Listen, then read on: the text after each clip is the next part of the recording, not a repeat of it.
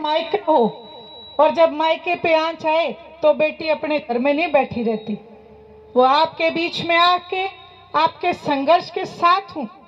Indian national Lokdal,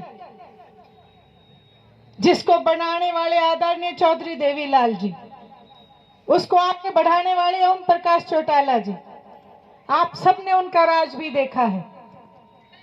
और मैं बड़े फक्र से कहती हूं कि जब कोई पेंशन बनने की बात आई थी, बुढ़ापा पेंशन बनाई गई थी, तो कोई धरने प्रदर्शन नहीं हुए थे, जनता की भावना को देख के काम किए जाते थे। यदि कोई कन्यादान राशि बांधने की बात आई तो कोई धरना करने की जरूरत नहीं पड़ी थी। एक माँ की भावना को, एक बाप की भावना को देख के ये स्कीम लागू की गई थी। जच्चा बच्चा की स्कीम यदि बांध के दी तो एक उस माँ की और आने वाले भविष्य की चिंता को देख के उस स्कीम को बांध के देने का काम आदरणीय चौधरी देवीलाल जी ने करके दिया था। कभी कोई धरना प्रदर्शन करके किसी ने डिमांड नहीं रखी थी। उस समय वो अपनी जनता को, हरियाणा प्रदेश के एक एक सदस्य की भावना को समझ के काम करते थे। लेकिन मौजूदा सरकार कुर्सी लेके हमें ये कि हम बहुत बड़े हो गए। आपने देखा होगा इस कुर्सी की मारामारी में कुछ पारिवारिक सदस्य भी लालच में आ गए। बड़े दुख के साथ कहती हूं कि उन्होंने ऐसे दादा के नाम को बदनाम करने की एक साजिश की है, जिस दादा का नाम पूरा हरियाणा प्रदेश ही नहीं, हिंदुस्तान बहुत सम्मान से, आदर से भगवान के रूप में लेता है। मैं यहां से कहना चाहती हूं इस मंच के माध्यम से, यदि डिप्टी सीएम को थोड़ी बहुत शर्म हो, किसान आंदोलन में तो उन्होंने इस्तीफा नहीं दिया, अगर थोड़ी बहुत भी अगर कुछ लियाकत बची हो तो आज तलवंडी को यह रास्ता दिलाने का काम कर दो, आपके थोड़े पाप धुल जाएंगे। आप जनता ने जिनको चुना, गांव ने जिनको चुना, उनके साथ ठगी ठोरी हो गई है। मैं इस मंच के माध्यम से उन सरपंचों से भी अनुरोध करूंगी कि अपने भाइयों के साथ तलवंडी में आके बड़ा प्रदर्शन करके दिखाएं। ये जो आंदोलन है इसको 1, 2 या 4 गांव का ना रख के जन जन का आंदोलन बनाने का काम करें, ताकि इस सत्ता में बैठे लोगों का जो घमंड है वो चूर चूर हो जाए। ये कहते थे कि 3 काले कानून जो कानून बन जाते हैं वो कानून वापस नहीं लिए जाते हैं। कि नरेंद्र मोदी जी को घुटनों के बल आना पड़ा था और उन्होंने कहा था कि हमसे गलती हो गई। जनता में वो ताकत है जो बड़े बड़ों को सीधा कर देती है। आज आप सब लोग यहाँ पे बैठे हो, मैं आपसे प्रार्थना करके जाऊंगी, विनती करके जाऊंगी, इस एकता को कायम रखना। इस एकता को कायम रखने की हमें आज बहुत जरूरत है। एक बात बूढ़े बुजुर्ग कहते थे कि बंदी बुआरी लाख की और खिंडी बुआरी खाक की। तो इस बारी को बांध के रखना, हर समाज की 36 बिरादरी को अपने साथ लेके इसको मजबूती से पकड़ना। फिर वो अभय सिंह जी चौटाला कहते हैं 100 प्याज भी खाएंगे, 100 जूत भी खाएंगे और आपकी बात को मानने का भी काम करेंगे। महिला शक्ति के लिए मैं दाद देती हूँ। एक समय था महिलाओं को घर से बाहर नहीं निकलने दिया जाता था, लेकिन आज मैं जहां पे भी जाती हूँ मैंने हर जगह एक प्रार्थना की है कि जब बात आती है बराबरी की तो महिला शक्ति कहती है हमें आधा हिस्सा चाहिए, तो संघर्ष में भी बराबरी होनी चाहिए। आज मैं आप पे फख्र करती हूँ, आज मैं आप सब लोगों को दाद देती हूँ कि आपने हमारे भाइयों के संघर्ष में कंधे से कंधा मिला के उनको जो मजबूती प्रदान की है, आप इस मजबूती को कायम रखना। किसान आंदोलन में एक जीत होने का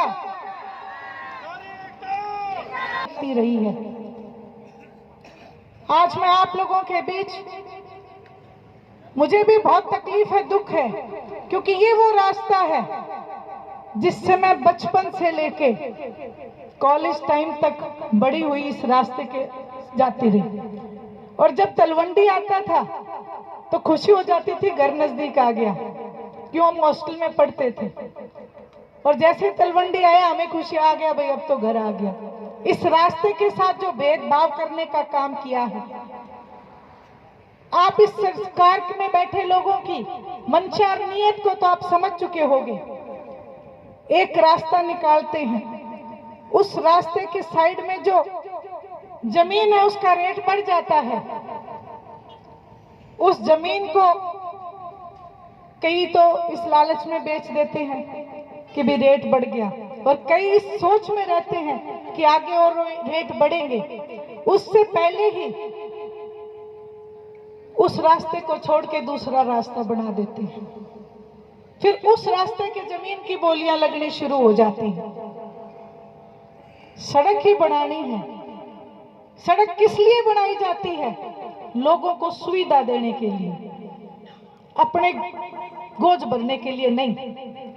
आज इतने गांव के लोग असुविधा महसूस कर रहे हैं। आज मेरी बेटियां, जिनके लिए मौजूदा सरकार बहुत झूठा नारा देती थी, बेटी बचाओ बेटी पढ़ाओ, आज उन बेटियों की शिक्षा का सवाल है। बड़े दुख के साथ कहती हूँ, हिसार की एक घटना अभी हुई है, एक नाबालिग बच्ची के साथ अभद्र व्यवहार कर दिया गया है। कानून व्यवस्था चरमरा के गिर चुकी है। बड़े अफसोस के साथ मैं कहती हूँ कि सत्ता में बैठे लोगों को शर्म नहीं आती।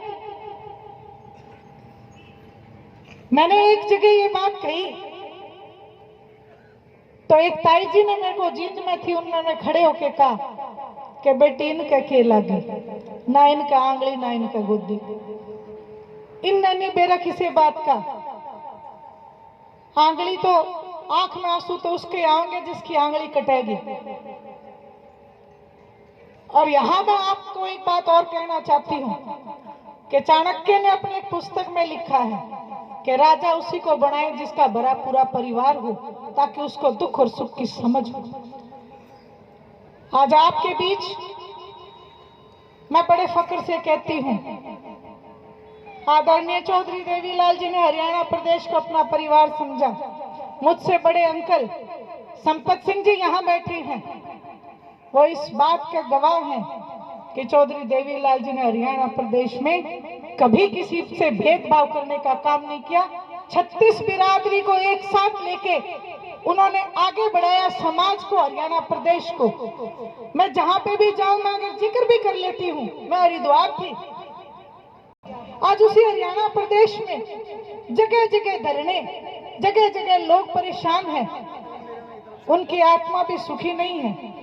आपसे अनुरोध करती हूँ, प्रार्थना करती हूँ कि संघर्ष में आप एकजुट रहें, एक साथ रहें। इंडियन नेशनल लोकदल आज सुबह मैंने फोन किया अबे भाई साहब को, मैंने कहा भाई साहब मेरा परिवार आज दुविधा में है। बोले कहाँ की बात कर रही है? मैंने कहा जी तलवंडी में जो धन है। बोले बिल्कुल है। बोले मेरी तरफ से उनको ये आश्वासन दिलाना कि विधानसभा में ऐसी आवाज उठाऊंगा कि ये जो जितने बैठे हैं इनकी गर्दन में शर्म से झुकाने का काम करूंगा। तो मैं आपको ये विश्वास दिलाती हूँ, अभय सिंह जी चौटाला ने कहा है कि विधानसभा में मैं इनको नंगा करने का काम करूंगा।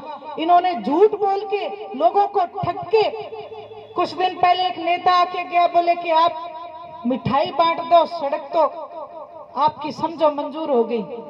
ये जो भावनात्मक खिलवाड़ है इसको हमें रोकना पड़ेगा, इसको हमें बंद करना पड़ेगा। आज आपसे मेरा अनुरोध है, प्रार्थना है, मेरी जितनी माताएं बहनें बैठी हैं, खास करके मैं आपसे एक बात कहना चाहती हूँ। मुझे मौका मिला आपसे बात करने का, तो आओ। आप दुकानदार से मोल भाव करते हो, आप ये पूछते हो कि भाई कितने का देगा, और वो कहता है कि इतने का नहीं। आप कहते हो ना तेरा कपड़ा सूती नहीं है, कभी कहते हो तेरा कपड़ा सिल्क का नहीं है। आज आपसे एक प्रार्थना करूंगी, आप आज यहां से संकल्प लेके उठना, जिस टाइम आप वोट डालने जाओ इतना मोल भाव उस समय किया करो, क्योंकि ये जो नेता आपके सिर पे आके बैठते हैं ये 5 साल के लिए बैठते हैं, सूट तो फिर भी 1 महीने में फट जाता है। आपसे प्रार्थना है आप उस पार्टी को सपोर्ट करो जिन्होंने सबसे ज्यादा जन कल्याण की नीतियां बना के दी।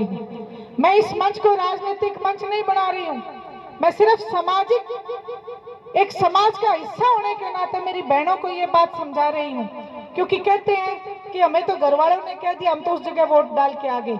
आप अपने दिमाग से अपना निर्णय लेना सीखें, और जिस टाइम भी जिस वक्त भी आपने निर्णय ले लिया कि हम विकास के नाम पे वोट देंगे, तो ये जो ठगी ठोरी करने वाले हैं ये दुम दबा के भागते हुए दिखाई देंगे। या तो सरकार विकास कराएगी या तो फिर कुर्सी को छोड़ने का काम करेगी। आज बताया आपके इसी रूट पे है, और हमें महिला ने झांसी की रानी बन के ये लड़ाई लड़के दिखानी है। मेरे भाइयों से ज्यादा मेरी माताओं बहनों ने करके दिखाना है। भले ही चाहे घर में आपसे 2 घर मिलके एक घर का काम करो, लेकिन यहाँ की हाजिरी बिल्कुल आप कम मत होने देना, ताकि हमारे भाइयों के हौसले हमने जगा के रख सके। तो आप तो इतनी बैठी हो हरियाणा प्रदेश में, यहाँ से आवाज हरियाणा प्रदेश नहीं पूरे दिल्ली तक जानी चाहिए कि हरियाणा में कोई धरना हो रहा है और उस बैठे हैं हम। ऐसे लोगों को तो